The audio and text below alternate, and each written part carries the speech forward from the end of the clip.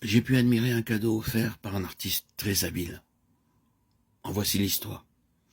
Un jour, dans une galerie marchande, cet artiste remarqua un vase à vendre. Un vase tout à fait ordinaire. Il l'acheta et l'emporta chez lui. Il prit alors ses pinceaux, ses brosses, et commença à dessiner sur ce vase de magnifiques motifs d'arbres, de fleurs. L'artiste travailla durant des heures et des jours. Il le donna à l'un de ses amis et dit « Mon cher ami, je t'apporte un cadeau. » Cet ami fut émerveillé de recevoir un tel cadeau. Il le plaça sur le manteau de la cheminée, au-dessus du foyer, dans sa salle à manger. Chaque fois qu'un visiteur venait le voir, la première chose qu'il voulait montrer était ce magnifique vase. Ensemble, ils pouvaient admirer les merveilleux motifs. Et la première question, à coup sûr, était « Où avez-vous eu ce vase? Vous avez dû le payer cher. Qui l'a si bien décoré ?»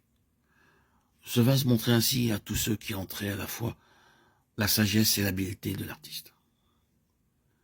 Sa valeur marchande était dérisoire. Sa vraie valeur résidait dans le fait qu'il mettait en évidence pour tous la sagesse et l'habileté de l'artiste. C'est cette pensée qui nous conduit dans le 10e verset du chapitre 3 des Éphésiens. C'est pourquoi les dominations et les autorités dans les lieux célestes connaissent aujourd'hui par l'Église la sagesse infiniment variée de Dieu. Lorsque par la grâce de Dieu, nous sommes rachetés par le sang de son Fils, nous sommes comme ces vases d'argile entre les mains du Maître. Sans que nous le sachions, la main habile de Dieu travaille en nous, élabore des motifs célestes. Le monde peut voir seulement nos lèvres épaisses, notre visage noir, notre nez disgracieux. Mais Dieu ne voit pas cela. Jour et nuit, il continue son travail en nous. Le jour vient où il nous présentera devant tous les anges et dira « Venez mes anges, et considérez ce vase appelé Paul. Ceux-ci diront à Dieu « Comment l'as-tu fait si merveilleux ?»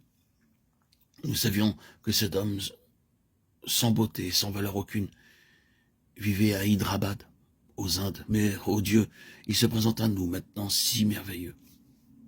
Dis-nous, comment d'un être humain sans valeur, avec un visage noir et disgracieux, as-tu fait une telle merveille?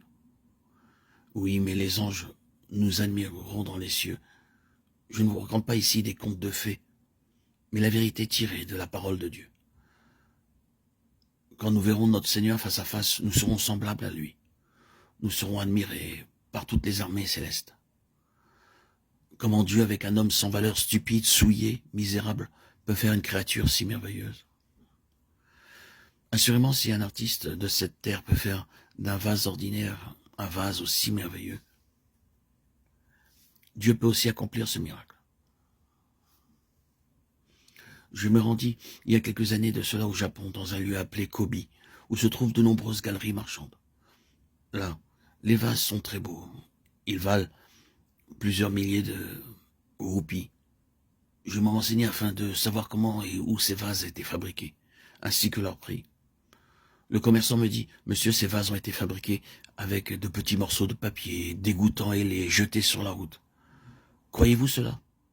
Monsieur, continua-t-il, nous allons ici et là dans les rues du Japon et nous ramassons tous les détritus de papier, jonchant le sol.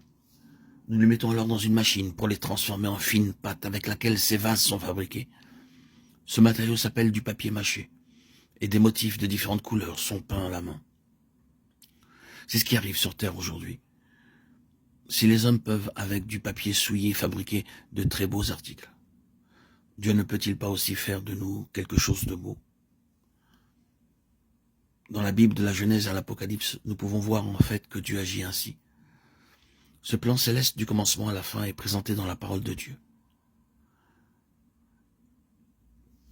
Dieu travaille maintenant à ce plan dans nos vies. Ayant vu cette pensée, nous allons étudier